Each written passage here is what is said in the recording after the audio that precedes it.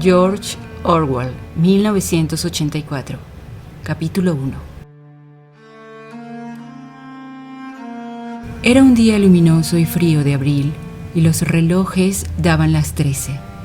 Winston Smith, con la barbilla clavada en el pecho, en su esfuerzo por burlar el molestísimo viento, se deslizó rápidamente por entre las puertas de cristal de las casas de la Victoria, aunque no con la suficiente rapidez para evitar que una ráfaga polvorienta se colara con él. El vestíbulo olía a legumbres cocidas y a esteras viejas. Al fondo, un cartel de colores demasiado grandes para hallarse en un interior estaba pegado a la pared. Representaba solo un enorme rostro de más de 1 metro de anchura, la cara de un hombre de unos 45 años con un gran bigote negro y facciones hermosas y endurecidas. Winston se dirigió hacia las escaleras. Era inútil intentar subir en el ascensor. No funcionaba con frecuencia. Y en esta época, la corriente se cortaba durante las horas del día. Esto era parte de las restricciones con que se preparaba la Semana del Odio. Winston tenía que subir a un 7º piso, con sus 39 años y una úlcera de varices por encima del tobillo derecho. Subió lentamente, descansando varias veces. En cada descansillo, frente a la puerta del ascensor, el cartelón del enorme rostro miraba desde el muro. Era uno de esos dibujos realizados de tal manera que los ojos le siguen a uno a donde quiera que esté. El gran hermano te vigila, decían las palabras al pie. Dentro del piso una voz llena leía una lista de números que tenían algo que ver con la producción de lingotes de hierro.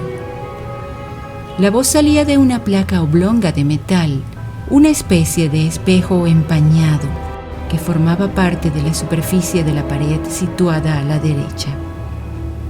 Winston hizo funcionar su regulador y la voz disminuyó de volumen, aunque las palabras seguían distinguiéndose. El instrumento llamado Teidoatitalia podía ser amortiguado, pero no había manera de cerrarlo del todo. Winston fue hacia la ventana. Una figura pequeña y frágil, cuya delgadez realzaba por el mono azul uniforme del partido. Tenía el cabello muy rubio, una cara sanguínea y la piel embastecida por un jabón malo. Las romas, hojas de afeitar y el frío de un invierno que acababa de terminar. Afuera, incluso a través de los ventanales cerrados, el mundo parecía frío. Calle abajo se formaban pequeños torbellinos de viento y polvo. Los papeles rotos subían en espirales y aunque el sol lucía y el cielo estaba intensamente azul, nada parecía tener color, a no ser los carteles pegados por todas partes. La cara de los bigotes negros miraba desde todas las esquinas que dominaban la circulación. En la casa de enfrente había uno de estos cartelones. El gran hermano te vigila, decían las grandes letras, mientras los sombríos ojos miraban fijamente a los de Winston. En la calle, en línea vertical con aquel, había otro cartel roto por un pico, que flameaba espasmódicamente azotado por el viento, descubriendo y cubriendo alternativamente una sola palabra: INGSOC. A lo lejos, un autogiro pasaba entre los tejados. Se quedaba un instante colgado en el aire y luego se lanzaba otra vez en un vuelo curvo. Era de la patrulla de policía encargada de vigilar a la gente a través de los balcones y ventanas.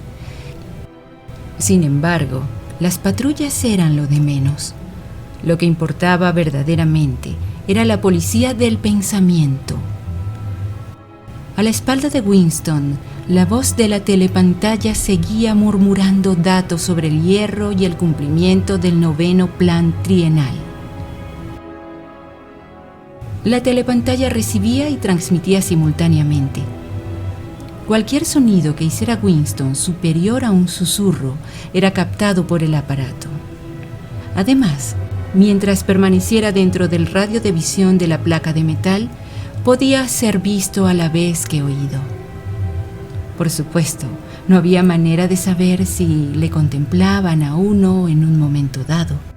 Lo único posible era figurarse la frecuencia y el plan que empleaba la policía del pensamiento para controlar un hilo privado.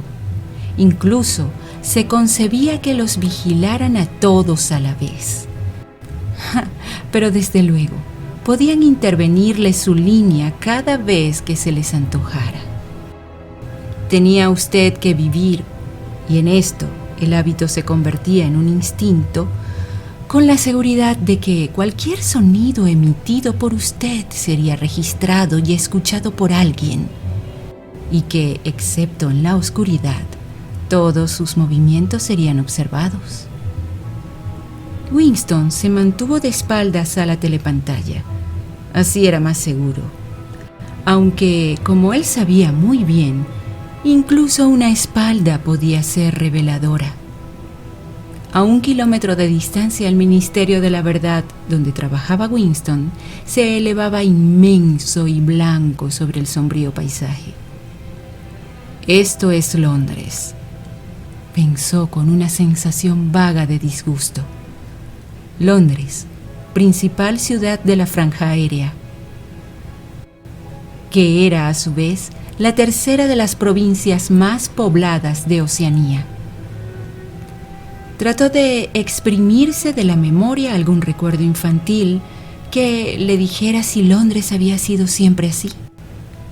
Hubo siempre estas vistas decrépitas de casas decimonónicas con los costados revestidos de madera, las ventanas tapadas con cartón, los techos remendados con planchas de zinc acanalado y trozos sueltos de tapias de antiguos jardines. Y los lugares bombardeados cuyos restos de yeso y cemento revoloteaban pulverizados en el aire y el césped amontonado, y los lugares donde las bombas habían abierto claros de mayor extensión y habían surgido en ellos sórdidas colonias de chozas de madera que parecían gallineros. Pero era inútil, no podía recordar nada. Nada le quedaba de su infancia, excepto una serie de cuadros brillantemente iluminados y sin fondo, que en su mayoría le resultaban ininteligibles. El Ministerio de la Verdad, que en neolengua, la lengua oficial de Oceanía, se le llamaba el Minver. Era diferente, hasta un extremo asombroso, de cualquier otro objeto que se presentara a la vista. Era una enorme estructura piramidal de cemento armado, blanco y reluciente, que se elevaba terraza tras terraza a unos 300 metros de altura. Desde donde Winston se hallaba, podían leerse adheridas sobre su blanca fachada en letras de elegante forma las 3 consignas del partido. La guerra es la paz. La libertad es la esclavitud. La ignorancia es la fuerza. Se decía que el Ministerio de la Verdad tenía 3.000 habitaciones sobre el nivel del suelo y las correspondientes ramificaciones en el subsuelo. En Londres solo había otros 3 edificios del mismo aspecto y tamaño. Estos aplastaban de tal manera la arquitectura de los alrededores que desde el techo de la Casa de la Victoria se podían distinguir a la vez los 4 edificios. En ellos estaban instalados los 4 ministerios entre los cuales se dividía todo el sistema gubernamental. El Ministerio de la Verdad, que se dedicaba a las noticias, a los espectáculos, la educación y las bellas artes. El Ministerio de la Paz, para los asuntos de guerra. el Ministerio del Amor, encargado de mantener la ley y el orden, y el Ministerio de la Abundancia, al que correspondían los asuntos económicos. Sus nombres, en neolengua, Miniver, Minipax, Minimor y Minindantia. El Ministerio del Amor era terrorífico. No tenía ventanas en absoluto. Winston nunca había estado dentro del Minimor. Ni siquiera se había acercado a medio kilómetro de él.